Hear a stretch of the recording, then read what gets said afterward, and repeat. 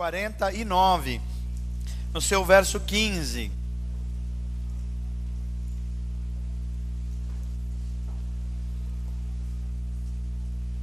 Essa é uma palavra de Deus através dos mais importantes profetas do Antigo Testamento.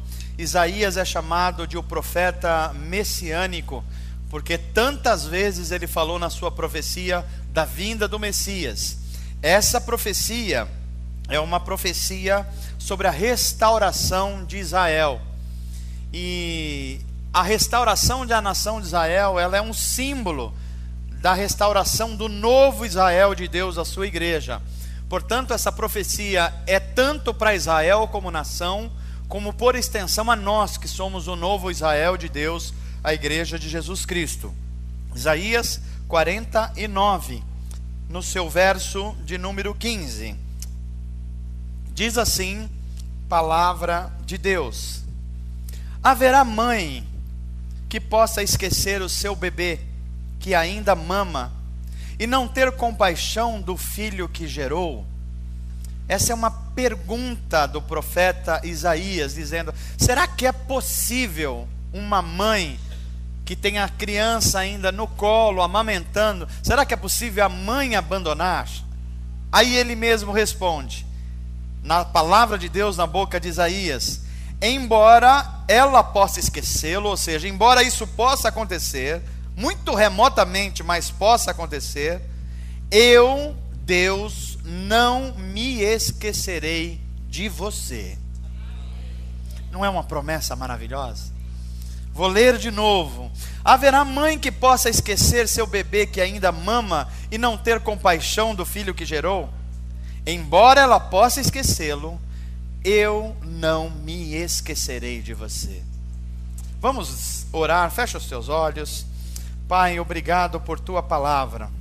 Obrigado por essa palavra que nos chega no dia tão especial. Um dia que nós apresentamos uma criança de uma maternidade que nós te somos tão gratos. Porque as mamães são um presente de Deus a esse mundo. Talvez seja a maior expressão do teu amor onde a gente possa comparar humanamente.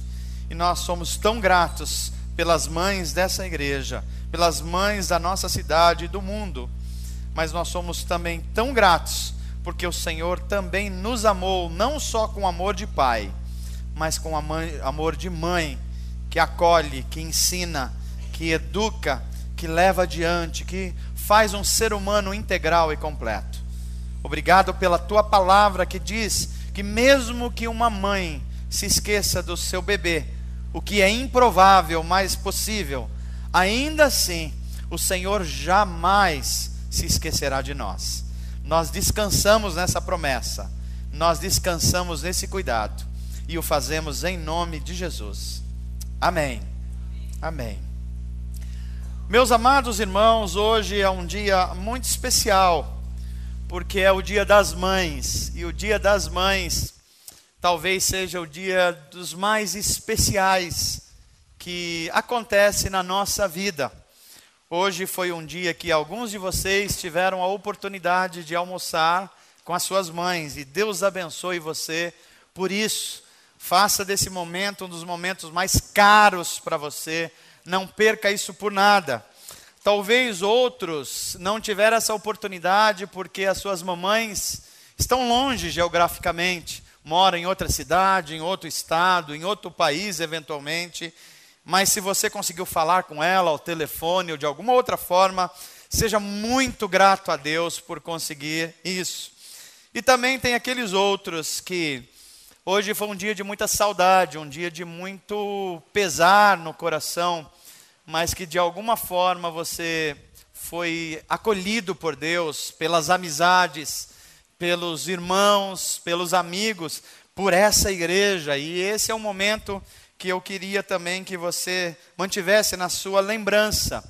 E essa lembrança se transformasse num grito de esperança, de que um dia nós estaremos juntos de novo.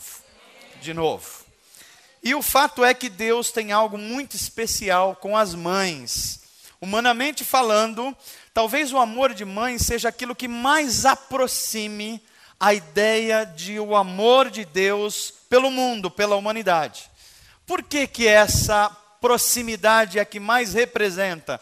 Porque o amor de mãe é um amor sacrificial. Um amor de mãe é capaz de fazer qualquer coisa. O que uma mãe é capaz de fazer por um filho? Aliás, eu ouvi até um depoimento de uma filha hoje que dizia assim: pelo meu pai e pela mãe eu sou capaz de fazer qualquer coisa. E eu fiquei pensando assim, uma mãe diria para um filho, por um filho ou para uma filha, eu sou capaz de fazer 2 vezes mais. Uma mãe, ela entra na jaula de uma fera, se o filho estiver lá dentro. Uma mãe, ela se joga na frente de um carro para livrar o seu filho e a sua filha. Uma mãe faz loucuras por um filho. E essa é a maior representação, de fato, de um amor de mãe. Há um livro que foi um sucesso no Brasil, chamado A Cabana. Quem leu esse livro? Alguém leu esse livro? Olha, bastante gente leu. E esse livro se tornou especial porque, entre outras coisas, ele colocou a ideia de Deus não como um pai, mas Deus como uma mãe. E a ideia de Deus como uma mãe para nós é uma ideia muito estranha, porque a gente olha Deus e de forma muito correta a gente identifica o Deus da Bíblia como um pai. Jesus ensinou a gente a olhar para Deus como um pai. Então a gente olha, Pai nosso que estás no céu. Então Deus, nosso Pai amado, nós fomos ensinados por Jesus a orar assim. Mas essa cultura do pai, essa cultura patriarcal, ela não chegou porque a cultura que Deus trouxe o seu filho Jesus era uma cultura patriarcal. A gente conhece muito bem a história de Abraão, a história de Isaac, a história de Jacó, porque eles são os nossos pais. Mas hoje eu queria lembrar que o Deus da Bíblia é um Deus que se revela nas maternidades nas Escrituras. Como Deus se revelou na gravidez de algumas mulheres na Bíblia. Como Deus se revelou, ora se mostrando como um pai acolhedor, mas olha fazendo coisas impressionantes como uma mãe. Uma mãe. Como é que isso que nos aparece nas Escrituras? A primeira imagem que a gente vê é Deus formando a nação de Israel. E como é que Deus forma a nação de Israel? Ele chama uma mulher. E na maternidade dessa mulher, nasce um bebê. Um bebê que foi chamado Filho da Promessa. Quem é essa mulher? É uma mulher chamada Sara. É na maternidade de Sara que Deus traz uma grande promessa para o mundo. Que promessa é essa? Uma promessa de esperança. Que Deus formaria um povo. E para formar esse povo, Deus se utiliza do útero de uma mulher que era incapaz de ter filhos. Então Deus deixa muito claro que ele faria um milagre. E fez um milagre com Sara. Porque se a promessa é para Abraão, para ser um pai de uma nação numerosa, é no útero de Sara, é na maternidade de Sara, que as promessas de Deus de esperança chegam para mim e para você. Então é por causa de uma mãe como Sara, que hoje nós vemos uma nação inteira que trouxe um bebê para o mundo, e esse bebê foi o símbolo da salvação para cada um de nós. Então a gente poderia dizer, mãe Sara, muito obrigado, porque você foi um instrumento de Deus, para que mesmo diante das mais dificuldades, das maiores dificuldades, Deus se utilizou dessas mulheres impressionantes na Bíblia. E a maternidade de Sara, ela lembra que Deus é capaz de agir na nossa vida, mesmo quando a gente tem atitudes equivocadas. Abraão, por exemplo, teve uma das atitudes mais impensadas durante esse período. Mas sabe de uma coisa? Até mesmo quando você falha, até mesmo quando você faz uma coisa equivocada, até mesmo quando você não age com sensatez, Deus é capaz de interferir na sua vida, endireitando os seus caminhos para que a promessa de Deus se cumpra na sua vida. E foi assim que Deus utilizou a maternidade de Sara. Mas não foi só essa mulher a quem Deus se utilizou, e de um útero que não era produtivo, fez vir uma criança, Isaque, que a gente conhece como filho da promessa. Deus também se utiliza da maternidade de uma segunda mulher, chamada Rebeca. Diga assim comigo: da maternidade de Sara, Deus traz esperança. Mas da maternidade de Rebeca, Deus traz prosperidade. Esperança e prosperidade. Porque a história da redenção, ela continua na gravidez dessa mulher chamada Rebeca. Ele é trazido de longe, de um povo que estava distante, embora fosse parente, porque Deus tem essas coisas. Quando Ele quer cumprir o seu propósito, Ele vai buscar as pessoas onde elas estiverem. Então diga assim para quem está perto de você: não se aflija, Deus vai cumprir o seu propósito em você. Mesmo que seja necessário trazer algo ou alguém de longe, Deus faz isso para cumprir a promessa de prosperidade na minha e na sua vida. Porque foi isso que aconteceu com Rebeca. Isaque cresce, se torna um homem e precisa de uma família. Então Deus vai buscar Rebeca, e na maternidade da Rebeca há uma promessa de Deus de prosperidade. E nasce um filho, o filho Jacó, e Jacó se torna um homem.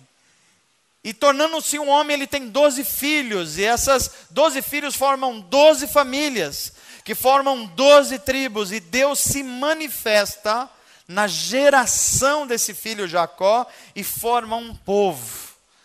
Isso quer dizer que há coisas que Deus está fazendo hoje, que pode ser que a gente não está enxergando, mas Deus está gerando prosperidade na minha e na sua vida.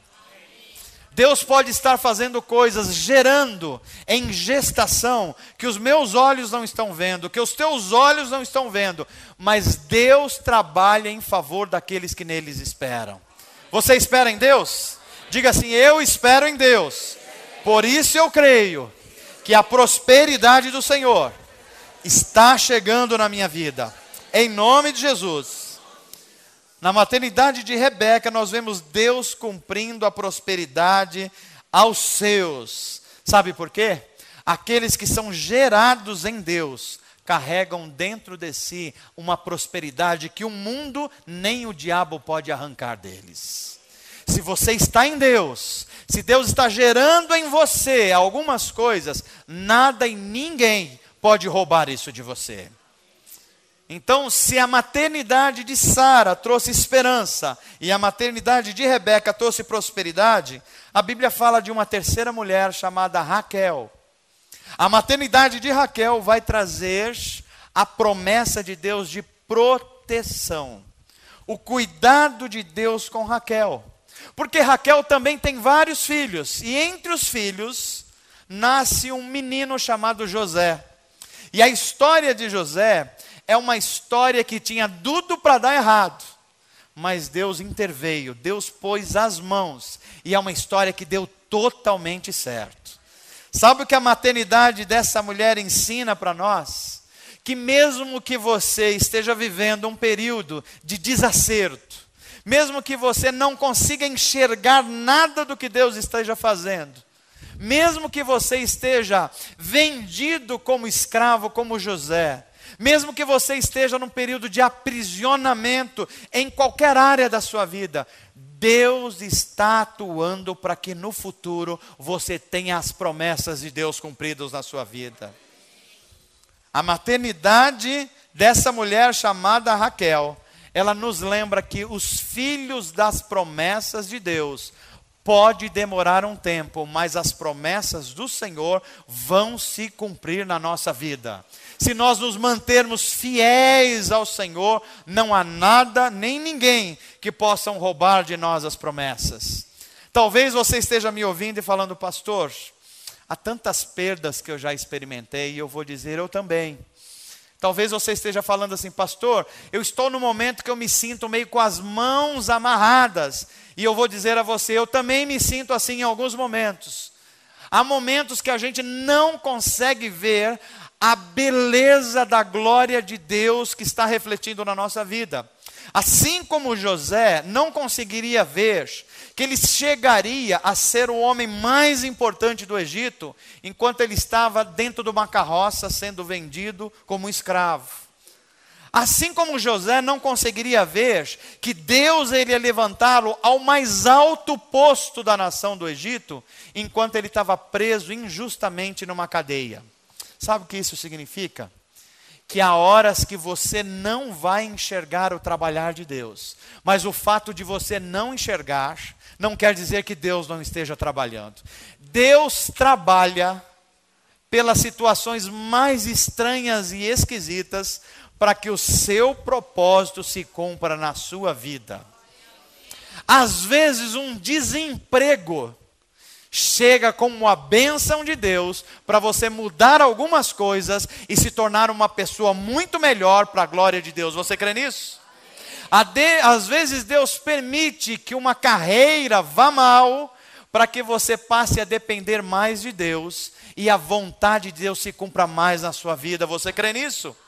Às vezes Deus permite que você tenha uma grande decepção emocional, uma decepção afetiva, para que você olhe menos para você, menos para as circunstâncias e olhe aquilo que Deus está sinalizando à sua frente. E o que é que Deus está sinalizando à sua frente? Que pode passar um dia, uma semana, um mês, mas se você for fiel a Deus, as promessas de Deus se cumprirão na sua vida. Essa é a promessa na maternidade de Raquel. E a história da redenção ela vai seguindo. Com Sara, com Rebeca, com Raquel, e chega até uma jovenzinha judia na Palestina chamada Maria. E o que é que a Bíblia nos ensina com a maternidade de Maria? É que Deus pode trazer salvação a partir da fragilidade de uma criança que nasce. Deus pode trazer salvação para vocês e para mim a partir das coisas mais frágeis. Porque a Bíblia vai ensinar que o poder de Deus se aperfeiçoa aonde? Na força? No poder? Aonde? Na fraqueza. É quando as expressões das maiores da nossa fragilidade humana aparecem, é que Deus mais está agindo. Sabe de uma coisa que eu tenho aprendido na minha caminhada de fé? É quando eu estou mais fragilizado, é quando eu estou menos seguro das coisas, é que Deus mais age na minha vida. É que Deus chama eu para um canto e fala assim, Manu, eu estou com você. Aí eu falo assim, Deus, mas eu não estou enxergando. Ele fala, você não precisa enxergar, você só precisa confiar em mim. Eu decepcionei você alguma vez? Eu falo, não, Senhor, pelo contrário, o Senhor tem sido tão bom comigo. Então ele fala, confia em mim, porque os meus pensamentos são muito mais altos do que os teus pensamentos. Há coisas que eu não vou entender nunca, e você não vai entender nunca, mas chegará um dia que nós estaremos diante de Deus, e Ele vai chamar a gente num canto assim, com amor de pai e de mãe. Está vendo aquilo que você não entendia? Olha agora, está diante dos teus olhos. E eu vou falar, Senhor, como o Senhor é bom. Como o Senhor me sustentou quando eu não podia me sustentar. Como o Senhor me fortaleceu a hora que eu não podia estar forte. Como o Senhor me acolheu como uma mãe nos braços e falou, eu estou com você. Ainda que você andar pelo vale da sombra da morte, não tema mal algum, porque eu estou com você. A minha bondade, a minha misericórdia vão te acompanhar. E talvez a gente fale assim, Senhor, por que é que eu tenho que andar por esses vales? Aí Deus vai falar assim, de novo você não precisa entender. O que você precisa entender é que se você estiver no vale, ali eu vou estar com você. Se você passar pelas águas, as águas não vão te submergir, mas é possível que você tenha que passar por elas. Se você passar pelas chamas, o fogo não vai te consumir, mas você talvez tenha que passar pelo fogo da aflição em alguns momentos. Mas a melhor das notícias é que na maternidade de uma jovem judia, dos seus 16, 17 anos, Deus revelou a sua salvação para o mundo. na maternidade de Maria, nós vemos o mundo depositando numa criança as esperanças. Maria carregava na sua gravidez a criança que revolucionaria o mundo. E nós temos que dizer ainda hoje, bendita seja essa mulher, porque ela soube se colocar diante de Deus. E se colocando diante de Deus, Deus gerou nela aquele que seria o desejado das nações e a luz do mundo. Diga assim comigo: Senhor Jesus, obrigado. Obrigado porque foi a sua mãe humana que emprestou o seu útero, essa santa maternidade, para que a salvação chegasse até mim. Amém, gente? Na maternidade de Maria, nós aprendemos que a salvação vem sempre do Senhor. E como é que essa salvação chega até nós? Através de uma criança príncipe.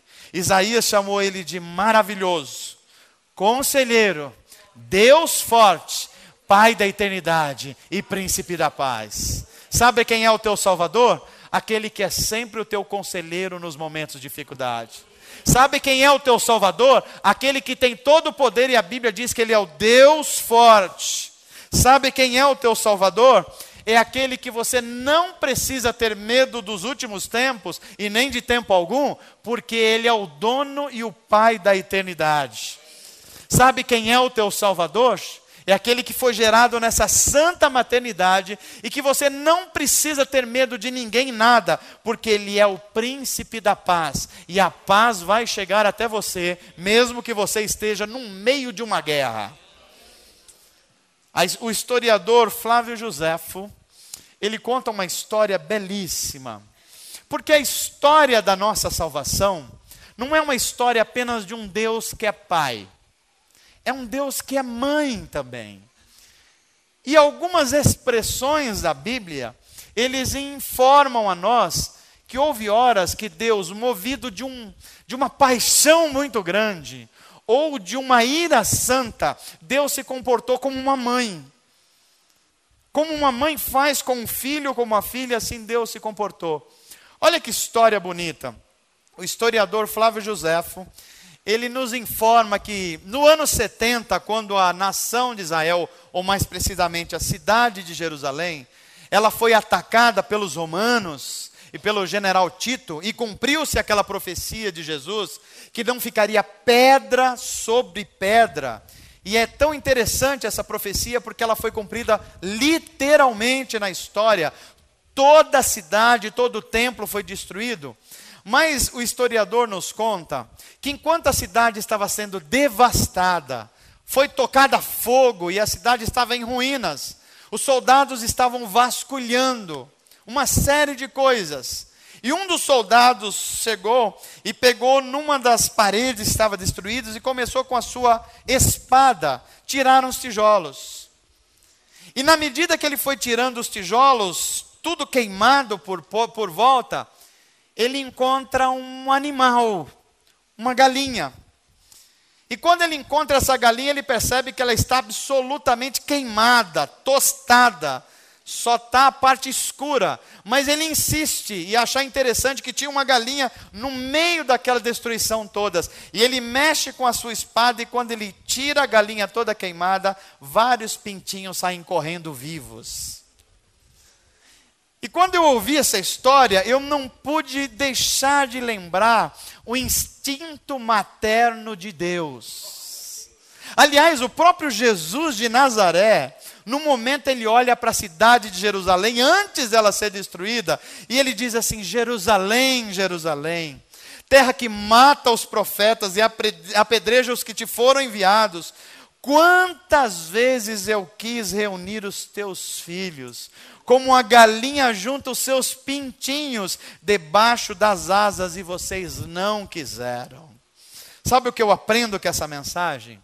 Que o Deus da Bíblia é um Deus que, além de pai, é um Deus que é mãe também.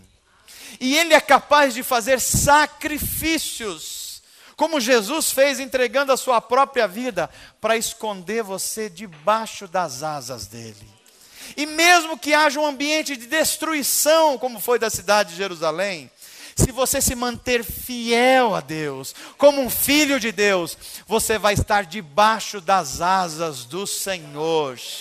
E um ambiente que parece onde só tem morte, a hora que o soldado tirar assim a mamãe morta, os pintinhos vivos vão fluir com alegria, com vida.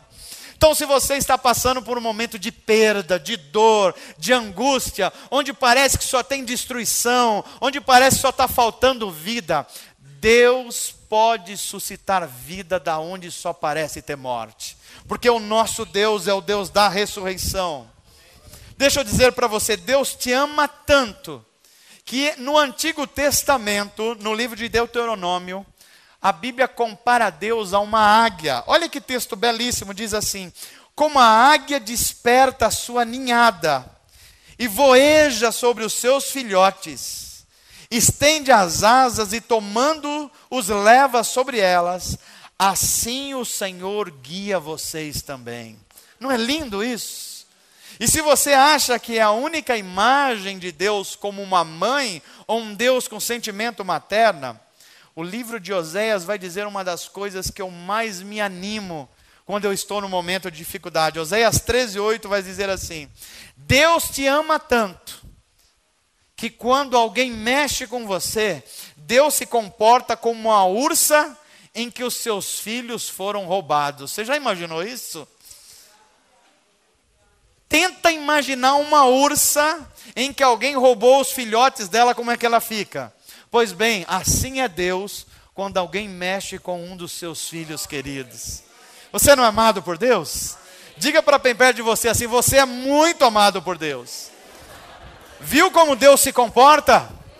Como uma ursa irada quando alguém toca num dos seus filhos. Você é muito amado por Deus. Um Deus que é pai, mas um Deus que é mãe também. Aliás, o Deus da Bíblia é pai bem mais do que qualquer pai.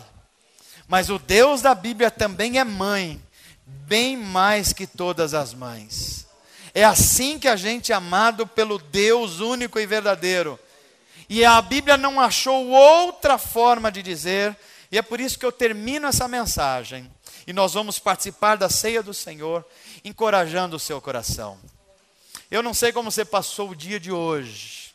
Eu não sei como você tem passado os últimos dias. Talvez você esteja com sentimento de perda, de angústia, de enfermidades, de futuro sombrio. E talvez você esteja se sentindo meio abandonado, não esteja se sentindo verdadeiramente acolhido. Mas eu termino essa mensagem profetizando como Isaías profetizou para a nação de Israel. E que foi que ele disse? Mesmo que uma mãe possa se esquecer de um bebê que ainda está sendo amamentado, Deus não vai se esquecer de você. Deus não vai te abandonar. Mesmo diante da sua fragilidade, mesmo diante das suas perdas, Deus vai colocar as suas mãos sobre você. E o mundo pode estar sendo destruído ao seu redor. Você pode ver tudo queimado ao seu redor, tudo desabando ao seu redor. Mas você vai se lembrar, mesmo que uma mãe abandonasse o seu filho querido, Deus não vai abandonar você. Levanta a sua mão comigo e diga: Senhor Jesus, obrigado por Sara, obrigado por Rebeca, obrigado por Raquel e obrigado por Maria, porque nos trouxeram Jesus Cristo, que nos ama tanto, que nós somos protegidos debaixo das suas asas. Estar debaixo das asas de Jesus é estar protegido contra o mundo, contra a carne e contra o inferno. Eu estou protegido debaixo das asas do Altíssimo. Muito obrigado, Senhor, em nome de Jesus. Amém. Que Deus te abençoe, para a glória de Deus. Que você esteja acolhido por um Deus que é Pai, mas um Deus que é Mãe também.